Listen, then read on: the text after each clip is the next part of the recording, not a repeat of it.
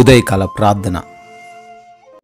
అద్వితీయుడైన మా ప్రియ పరలోకపు తండ్రి, ఆలోచనకర్తమైన మా తండ్రి, మీకే స్తుతి, మీకే వందనాలు చెల్లించుకుంటున్నాము తండ్రి. గతించిన రాత్రి కాలమంతను కూడా మీ యొక్క రక్షణ బాహువు మా అందరికీ దయచేసినందుకు వందనాలు ప్రభువా. అయా, మంచి నిద్రను మాకు దయచేసినందుకు స్తోత్రాలు నాయనా. మా బిడ్డలను, మాకు కలిగిన ప్రతి వాటిని కూడా భద్రపరిచి రక్షించి ఈ ఉదయాన తండ్రి మమ్మల్ని అందరినీ కూడా సజీవ సంఖ్యల్లో నిలవబెట్టుకున్నందుకు స్తోత్రాలు. అవునయ్యా, ఈ రోజును ఈ దినమును చూడలేక ఎంతోమంది ప్రభువా గతించిపోయారు. అయినప్పటికీ మీ కృపచొప్పున మమ్మల్ని జ్ఞాపకం చేసుకున్నందుకు మీకే కోట్లాది కోట్ల కృతజ్ఞత వందనాలు స్తుతులు చెల్లించుకుంటున్నాము తండ్రి. సామెతల గ్రంథము 20వ అధ్యాయము 18వ చరణము. సామెతల గ్రంథము 20వ అధ్యాయము 18వ వచనము. వివేకము గల నాయకుడివై యుద్ధము చేయుము అని లేఖనాల ద్వారా ఈ ఉదయకాల సమయంలో మాకు తెలియజేస్తున్నందుకు స్తోత్రాలు.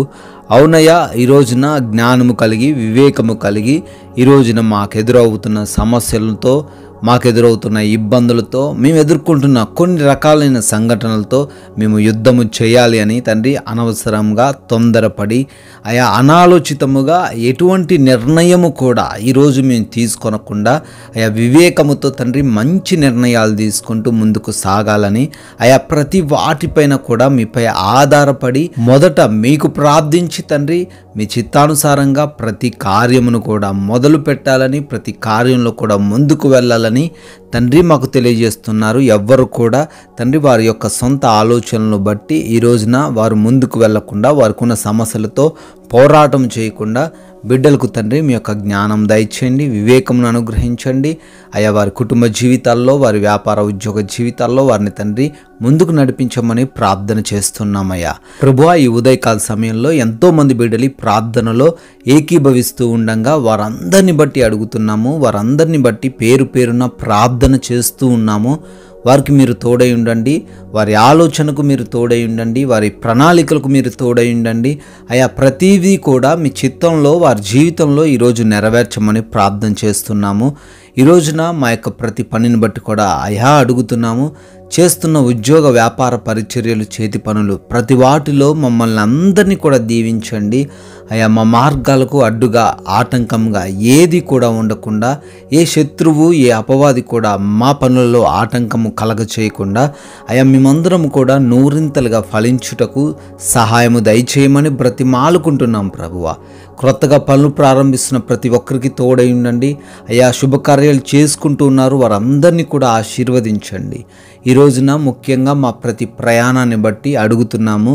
పలు ప్రాంతాలు, ఆయా పనుల నిమిత్తం మేము ప్రయాణించాల్సి ఉంటుండగా మీ యొక్క క్షేమాన్ని మాకు దయచేయండి. ఎవ్వరికీ కూడా ఎటువంటి అపాయము కానీ, ప్రమాదము కానీ, హాని కానీ జరగకుండా సురక్షితంగా గమ్యస్థానాలు చేర్చబడుటకు కృప చూపించమని, మరల తండ్రి క్షేమంగా చేరుకోవడానికి సహాయం అనుగ్రహించమని ప్రార్థన చేస్తున్నాం తండ్రి.